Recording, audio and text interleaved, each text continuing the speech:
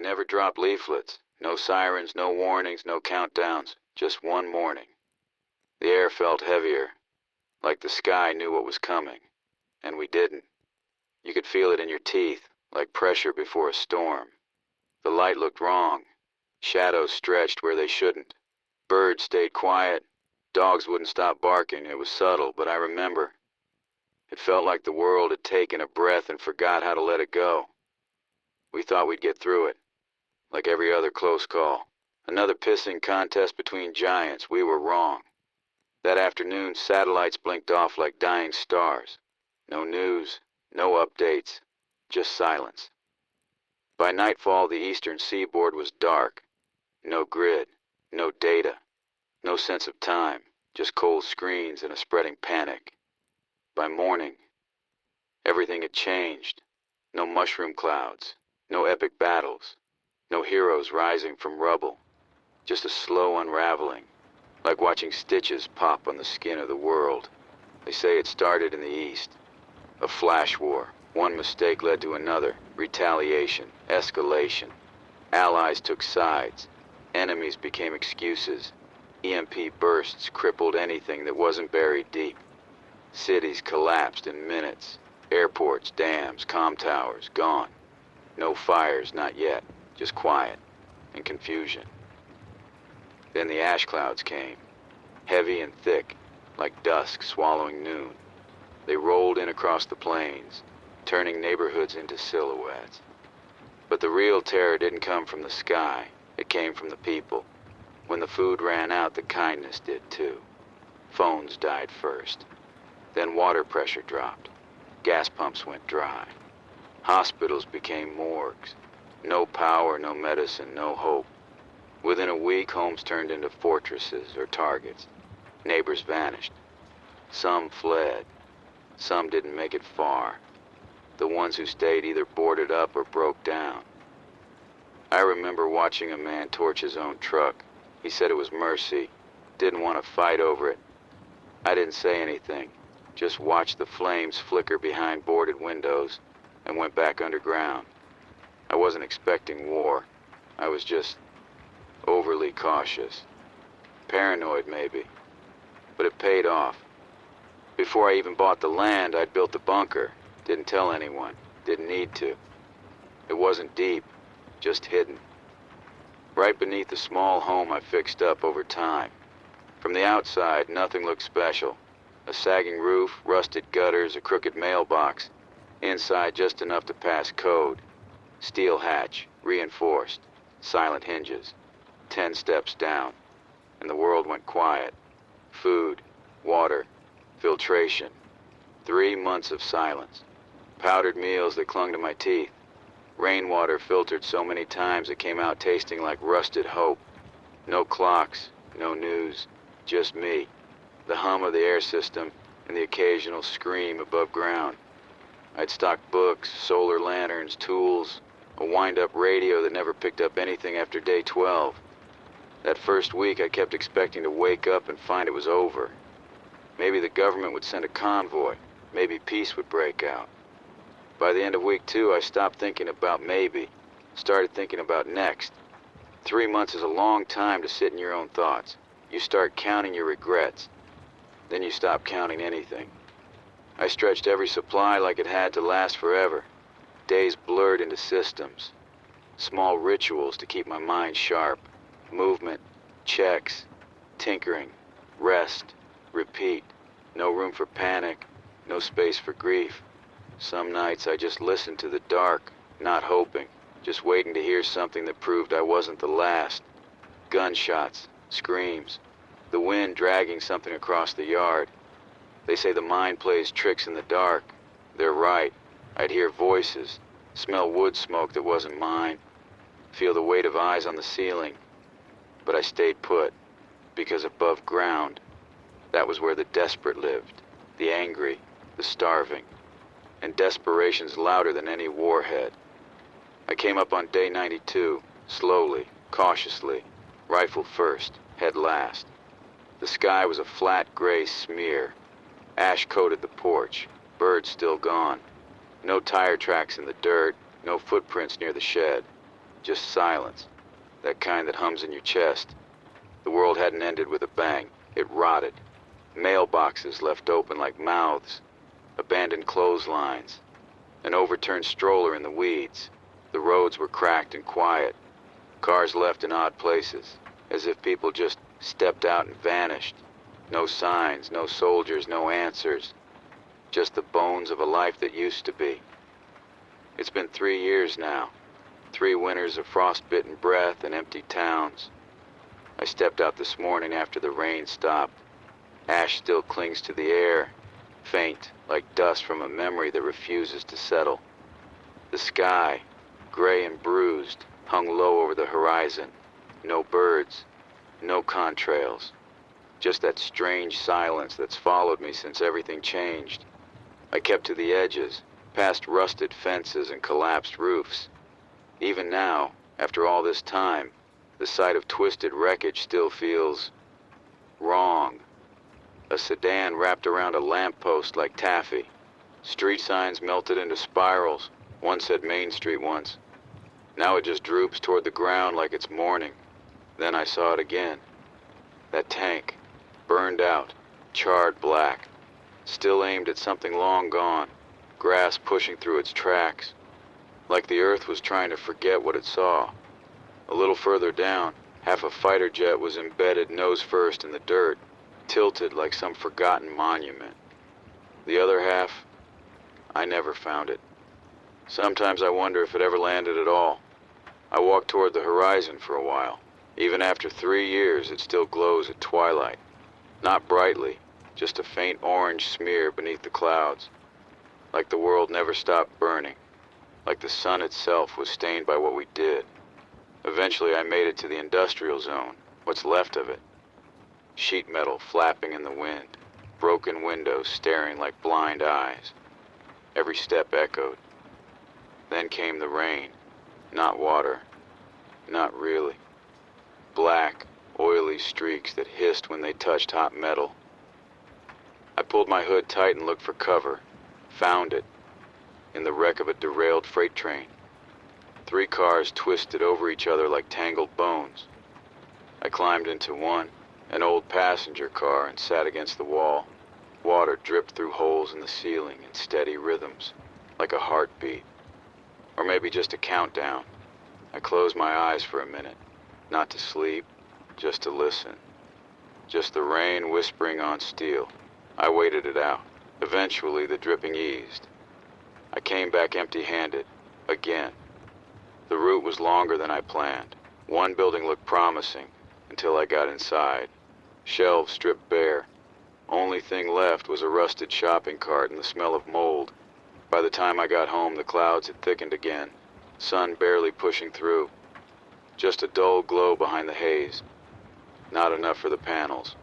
I did my usual sweep, checked the perimeter, cleared the leaves from the vents, ran my hand over the frame of the hatch, still sealed, still safe. Up top, the solar panels were coated in ash and pine needles. No wonder the batteries were running low. It's always worse on days like this. Dim, heavy air, when the sky forgets how to shine. I scraped them clean with a rag I keep in my pocket, the kind of job I could do blindfolded now. If the charge doesn't hold, I'll have to ration the lights again. Sleep early, no heat. It's not the cold that bothers me. It's the quiet hum of power dying, like the house itself is holding its breath. Still, I made it back. That's enough, for today. There was one night, I almost didn't make it, not because of hunger, not because of raiders, but because I started to think I was losing my mind. It began the way most nights do now. Quiet. The kind of quiet that hums behind your eyes. No wind, no distant groan of rusted metal, just stillness. I was on the lower level of the bunker trying to sleep. The kind of sleep that comes in patches. Never deep, never safe. I'd done my rounds. Checked the seals, tuned the radio, logged the day's failures in my notebook. Nothing unusual. But then, just past midnight, it started. A sound. Low at first. Almost like wind squeezing through cracks in the walls. But this wasn't wind. It had rhythm, an intention. A howl, long, drawn out, distant, followed by another, then more. Different pitches, different distances. Then came the screaming. Not animals, people, real human voices. They rose and fell like waves crashing against the night, crying, wailing, then silence, then more. Some sounded angry, some desperate. One was laughing. I sat up, heart pounding. I didn't move toward the door, didn't dare open the hatch. Instead, I stayed still, and I listened. The screams weren't close, not exactly, but not far enough either. Maybe a half mile, maybe less. It's hard to tell in the dark when your breath is louder than your thoughts. For a moment I thought, do I go check? Do I help? Do I record this?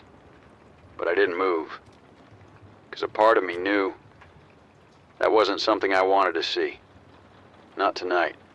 Maybe not ever. I laid back down, staring up at the ceiling.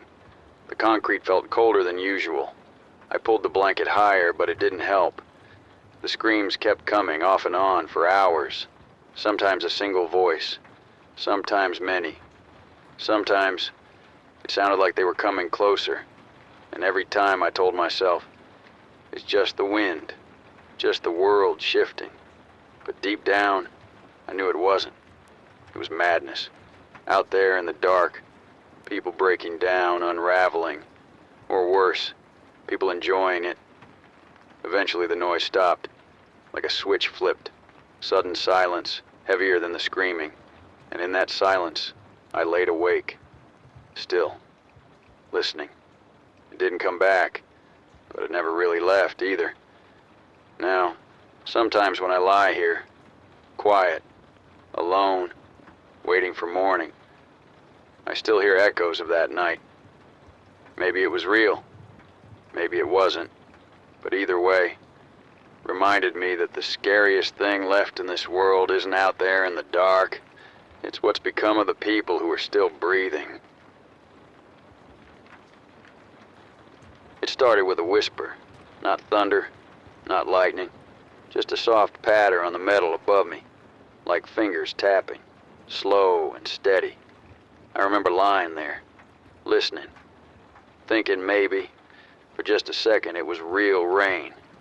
Clean rain. The kind I hadn't heard in years.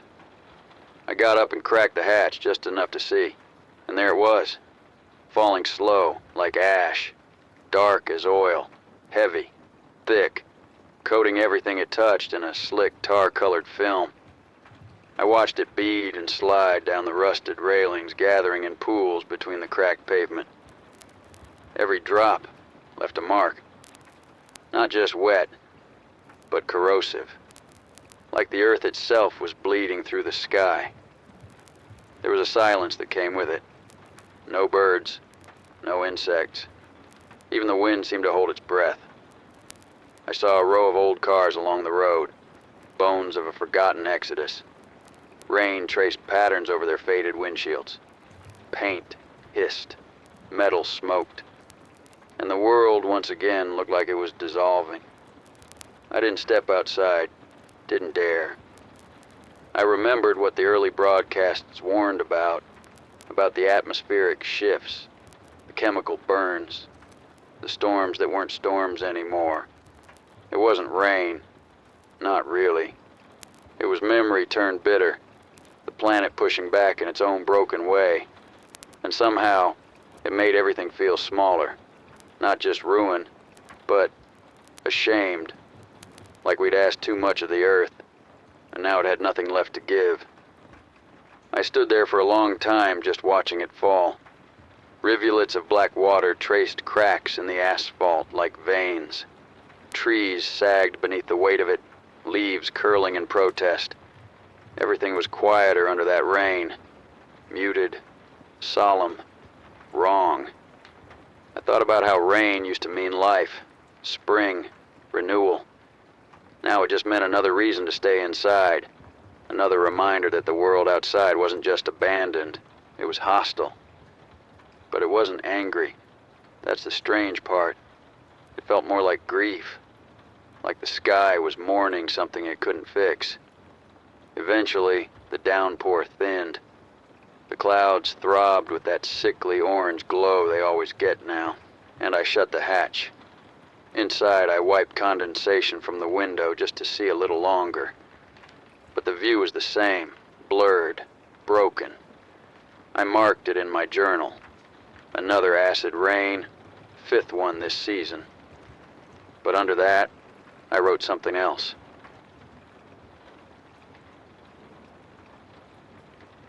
Some nights, the quiet stretches too far. Silence can be peaceful, but it can also be a mirror. When it goes on too long, it starts to reflect things back at you. Things you thought you'd buried. It was one of those nights when I first heard it. Just a faint click, barely noticeable through the static. I almost missed it.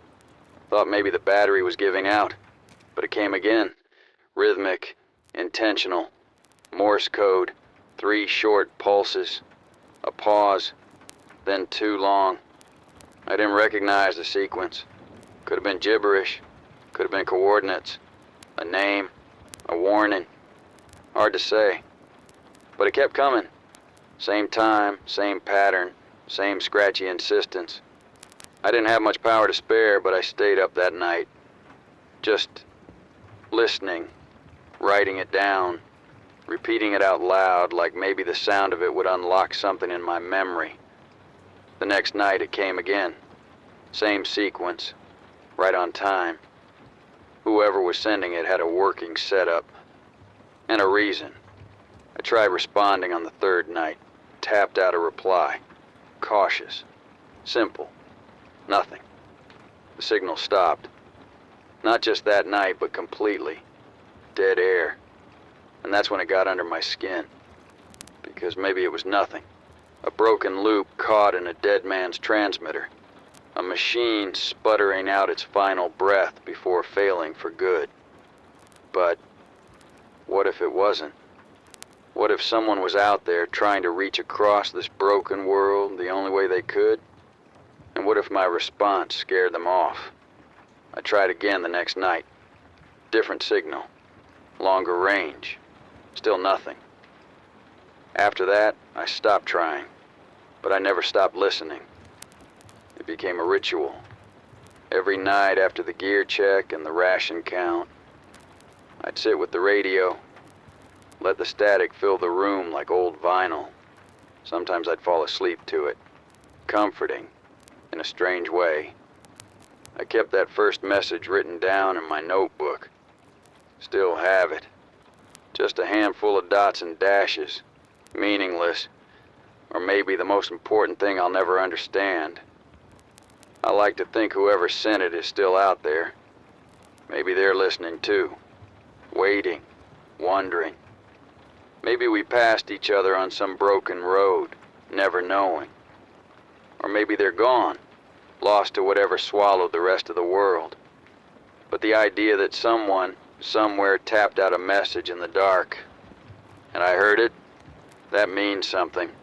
In a world where everything's gone quiet, even a whisper can feel like hope. And that's enough. Water's a funny thing. Before all this, I never thought about it much. Just turn the tap, twist off a cap, fill a glass. But now it's a daily test of trust. Not in people, in puddles, in pipes, in the sky itself. I remember the first time I tried to drink from a rooftop runoff, cold rainwater pooling along the edge of an old apartment building. Looked clean, tasted like rust and regret. Spent 2 days curled up on the floor with stomach cramps that made me think I wasn't going to see the next sunrise. Lesson learned. Now, I boil everything. Twice if I have time. I've got a setup, plastic sheeting, buckets, some old tubing, makeshift distiller. I use fog catchers when the mornings are right. Strings of cloth draped between poles, catching the dew as it rolls down into old coffee tins. It's slow, tedious, but it works, most of the time.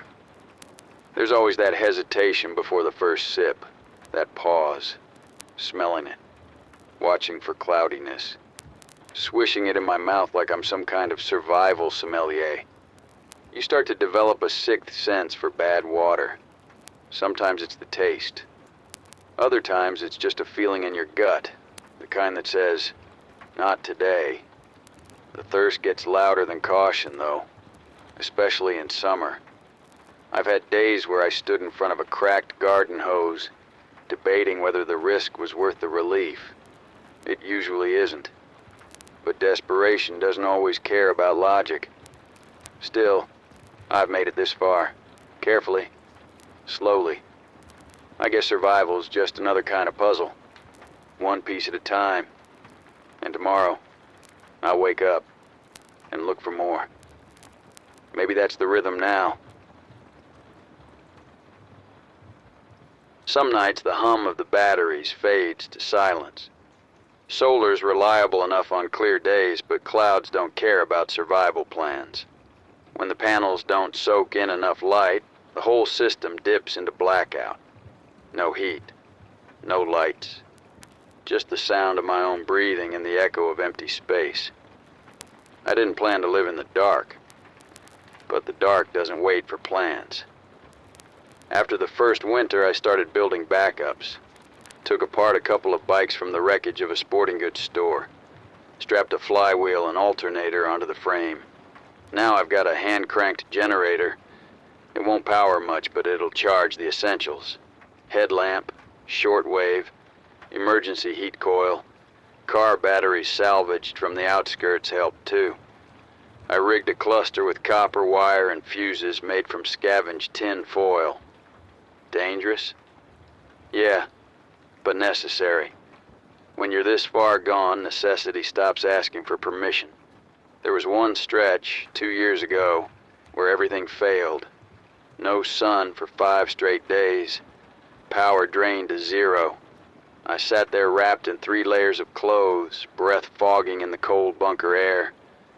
48 hours of silence.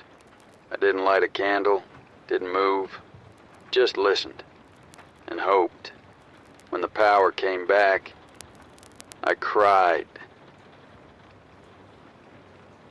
Inside the bunker, there's a wall I call my memory. Maps, layers of them. Some printed, most hand-drawn. Crude sketches of terrain, trails, buildings. Crossed out zones with red X's. Places I'll never go back to. Circled areas with question marks, ones I might try again. A dot for every place I've scavenged. A star for every place that almost killed me. It started out practical, but over time it became something else. A journal made of lines and ink. I draw what I remember. Not always to scale, not always accurate, but it helps. It reminds me where I've been, what I've survived. There's a photograph of the Skyport pinned beside it. I don't know why I keep it. Maybe I just like knowing the world used to move. There's a stretch of highway east of here. Cracked asphalt, overgrown medians. Used to be a route out of the city.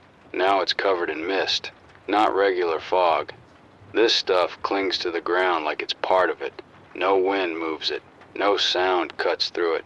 Just thick gray silence. The first time I walked through, I figured it was just weather. I wrapped a scarf around my face, kept to the side of the road. But halfway through, I noticed the sun had stopped shifting. My watch, wound the night before, ticked slower. My footsteps echoed longer. The silence felt different. Too still. Too aware. I came out the other side and the sun had moved. By hours. No memory of what I saw in there. Just the feeling that something had seen me. I marked it on the map wall, circled in black, wrote one word beside it, avoid. I only went once. That was enough. The airport is massive. You can see the old control tower from 10 miles out, still standing against the sky like a monument to motion. I approached from the south runway, walking past collapsed hangars and empty fuel trucks rusting into the earth. Inside, it was worse. The jet bridge doors still open. Luggage still scattered like someone called last boarding, and no one ever made it. I found a row of wheelchairs tilted over. Their rubber wheels melted into the tile, and then there was the silence. A place that big, meant for thousands, shouldn't feel that still. I sat in an empty terminal chair for a while, just breathing, looking up at the cracked departure board. There were still flight numbers on it. I didn't cry there, but I wanted to. The Skyport was motion once, all of us coming and going. Now it's just a tomb with windows. The earth still cries. And tonight, I think I understand why. I forgot it was my birthday. It wasn't until I found a faded calendar pinned to a corkboard in a small house outside the city, the kind with old recipes printed on the bottom. I flipped through the months. Something about the handwriting in the margins made me stop. Grocery lists, reminders, a name circled on the 19th, mine. I sat on the floor and stared at it. Didn't light a fire, didn't open a can of anything special. But I tore a match from the box and stuck it in a stale protein bar, lit it, let the flame flicker for a moment, and I whispered, "Happy birthday, you stubborn bastard." It's strange keeping time when time doesn't care, but some part of me still needs the days. I don't know if they were real. I was scavenging a hardware store deep in a dead zone, thought I was alone, always think I'm alone. But out the corner of my eye, through the dusted glass, I saw someone. Just a silhouette, standing there, watching, not moving. I froze, called out, they turned, or maybe shifted, and then they were gone. No tracks in the dirt, no sound, just the shape still burned into my mind. I searched for hours, but nothing. Sometimes I think it was a person, sometimes something else, and sometimes I think it was just my own reflection. There's a station that plays an old song. No voice, no static, just music. It doesn't come in often, only during certain weather, or maybe certain times. It plays once, maybe twice, always the same tune.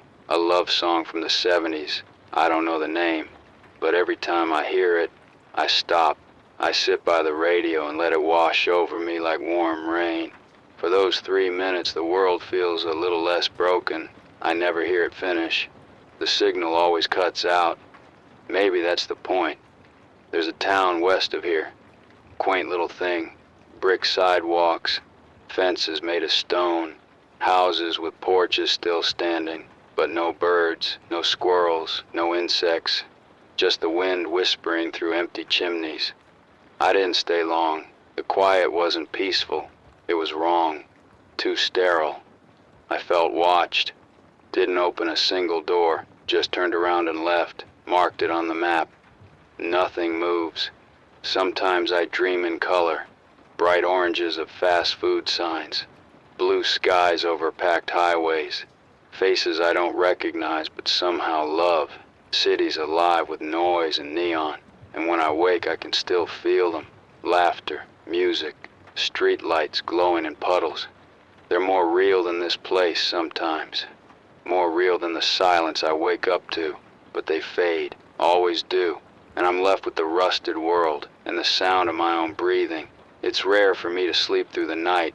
My body's wired to wake every couple of hours, habit, survival, but there was one night, I don't know why, I was exhausted, fell asleep hard, didn't stir once. When I woke, everything felt wrong. The air smelled off. Tools were just slightly out of place. My blanket folded differently. The door was still locked, but something had been here. I checked everything twice, nothing missing, no tracks, but I couldn't shake it. I don't sleep like that anymore, not ever. Let me know if you'd like this to continue into the next section. Perhaps a moment of reflection, a quiet night under the stars, or something darker creeping in again.